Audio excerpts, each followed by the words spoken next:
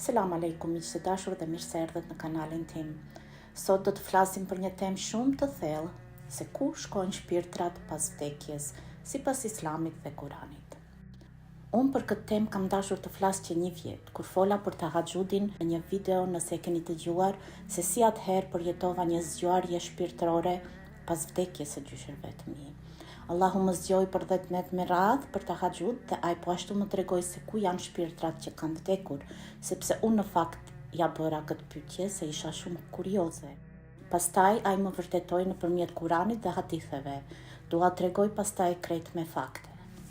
Sipas mësimeve islame, sapo njeriu largohet nga kjo botë, shpirti nuk shkon menjëherë në xhenet apo në xhenem, por hyn në një gjendje të veçantë që quhet barzak, një fazë ndërmjet jetës dhe ringjalljes, ku shpirti pret ditën e gjykimit. Barzaku është periudha që fillon menjëherë pas vdekjes dhe zgjat deri në ditën e gjykimit, Yawm al-Qiyamah. Kjo nuk është një jetë fizike, por një ekzistencë shpirtërore, një dimension më i lartë që pasqyron gjendjen e brendshme të njeriut. Për atë që kanë qenë të drejtë, kjo fazë është e qetë dhe e bukur, për ata që kanë bërë mëkate mund të jetë e vështirë dhe e ngarkuar.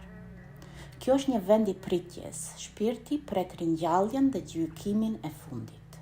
Aty ka shpërblim ose ndëshkim të përkohshëm. Kjo është një botë shpirtërore dhe nuk ndikohet nga koncepti i kohës si në këtë botë. Në Kuran dhe hadith, barzaku përmendet si një ndalesë që shpirti duhet të kalojë para gjykimit përfundimtar.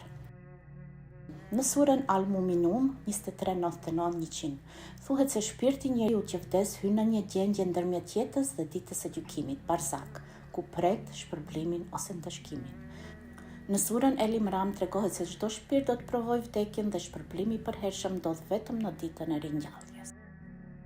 Në një hadith të Sahih Buhariu, profeti alayhis salam ka thënë se shpirti i njeriu që ka vdekur ndodhet në barzak deri në ditën e ringjalljes.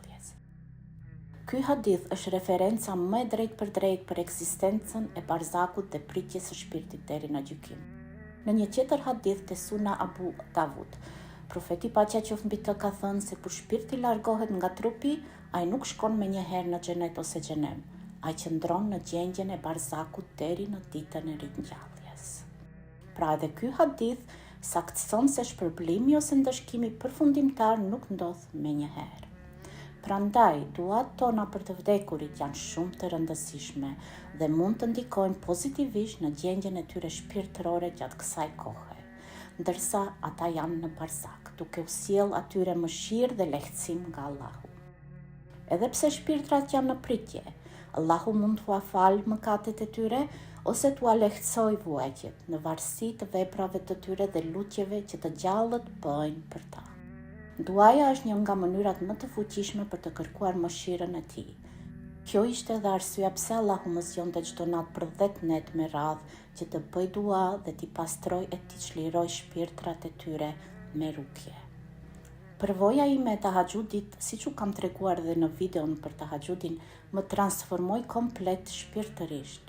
Ajo më zgjoi dhe më shtyri të hyj thellë në studimin dhe interpretimin e Kuranit dhe të mësoj shumë gjëra që tani i ndaj me ju, gjëra që nuk i kisha ditur kur më parë. Pra më lejo të shpjegoj më tej rreth barzakut. Fjala barzak do të thotë barierë ose ndarje. Allahu e përdor këtë fjalë në 2 kontekste, si barierë kozmike mes ujrave të kripur dhe të ëmbël në Kuran 25:3 dhe si barierë shpirtërore mes kësaj bote, dynjas dhe botës tjetër. Dhe pas tyre është një barzak deri në ditën që do të ringjallen. Ky shembull fizik për ujra që nuk përzihen është si një metaforë për ligjin e padukshëm që ndan botët. Barzaku është si një frekuencë tjetër, një dimension i lartë, jo mur, por rezonancë. Kur shpirti largohet nga trupi nuk zhduket, thjesht kalon në një dimension tjetër. Dynjaja është si frekuenca e rëndë e materjes. Barzaku është frekuenca e lehtë e shpirtit. Të dyja ekzistojnë pra njëra tjetrës si 2 stacione radio në të njëjtën dhomë. Barzaku nuk është një vend nën tokë, por një shtresë ekzistence e thurur me botën tonë. Shpirtrat që kanë vdekur janë afër nesh, sepse dimensionet nuk janë sipër e poshtë për të ndërthurura. prandaj duat tona arrin tek ato. Ata dëgjojnë hapat kur ne shkon në varret e tyre dhe po ashtu ata mund të na vizitojnë në ëndra. Dhe sadakaja e dhënë për hir të tyre po ashtu pranohet dhe u lehtëson çështjen e tyre. Pra barzaku është jeta e mesme mes zgjedhjes dhe gjykimit. Dynjaja është vendi i veprave, ahireti është vendi i gjykimit dhe barzaku është vendi i pritjes dhe pasojës. Aty zbulohet kush je me të vërtet. Nëse shpirti yt ushqehet me namaz, me dhikr, me mëshirë, me vepra të mira, barzaku bëhet dritë dhe qetësi për ty.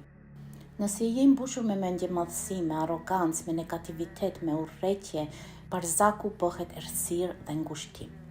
Profeti a.s. ka thënë varrin e njeriut ose e zgjerojnë me dritë ose e shtrëngojnë me errësirë. Nuk është ndëshkim, por shfaqje e esencës tënde të vërtetë. Neuroshkenca madje tregon se truri fshek shumicën e mëngjesive për të na mbajtur të qetë. Kur vdesim, ai filter hiqet dhe shpirti sheh gjithçka. Çdo vepër, çdo ndjenjë ka frekuencën e vet. Mirënjohja është frekuenca më e lartë dhe të jep dritë. Mëshira të jep qetësi, arroganca të jep errësirë. Në barzak nuk ka më trup për të fshehur. Frekuenca jote bëhet mjedisi yt. Dhe koha atje nuk është si këtu. Për disa kalon si një qast, për të tjerë si shekuj, varet nga veprat e tyre. Hadithet tregojnë se të vdekurit dëgjojnë hapat dhe veprat tona, dhe dietarët si Imam Suyuti dhe Ibn el-Qayyim kanë shkruar për këtë shumë qartë. Vepra e mirë sjell dritë e paqe, ndërsa e keqja sjell errësirë dhe nxehtësi. Dhikri dhe pendimi e pastrojnë shpirtin dhe e përgatisin për këtë botë të ndërmjetme. Barzaku nuk fillon vetëm pas vdekjes, fillon brenda jetës sonë, me çdo zgjedhje, me çdo fjalë, me çdo sadaka që hap një derë për shpirtin tonë. Prandaj, ndalo së planifikuari vetëm për këtë botë, dynjaja është një stacion i përkohshëm, shtëpia e vërtet është përjetësia, edhe fëmijët, edhe pasuria, edhe çdo gjë që ke janë vetëm amanet. Allahu do që të punosh, të studiosh, të jetosh, por pa harruar thelbin, brehtin e mbretërve dhe shtëpinë që ai ka përgatitur për ty në xhenet. Mëshira e Allahut është e pafund, edhe ata që ndodhen tani në barzak mund të përfitojnë nga mëshira e tij, sepse Allahu është El Gafur, El Rahim, falsi dhe mëshirëploti. Nëse janë penduar me sinqeritet në jetë dhe nëse ne lutemi për ta, duat tona mund të kenë ndikim të madh në gjendjen e tyre shpirtërore. Ky mësim na kujton se vdekja nuk është fundi, por fillimi një kapitulli të ri shpirtëror. Çdo vepër e mirë, çdo lutje, çdo akt dashurie për Allahun dhe për njerëzit, si ata të gjallë apo të vdekur, nuk humbet kurrë. Ato ndriçojnë shpirtin tonë edhe pas vdekjes dhe i sjellin mëshirë atyre që janë në pritje në barzak. Allahu na thret të jetojmë me ndërgjegje, me dashuri dhe me drejtësi, gjithmonë me shpresë në mëshirën e tij. Prandaj mos ndaloni së luturi për ata që i keni humbur, sepse ata janë më afër se sa mendoni, dhe Allahu dëgjon çdo fjalë që del nga zemra. Unë një gjë e di me siguri, gjatë atyre netëve të vona të tahajjudit, kur Allahu më zgjonte, unë i çlirova shpirtrat e gjyshërve të mi. E ndjej thellë në zemër se lutjet, rukjet dhe lidhja ime me Allahun në ato momente sollën paqe dhe çlirim për ta. Për këtë jam pafundësisht mirënjohëse.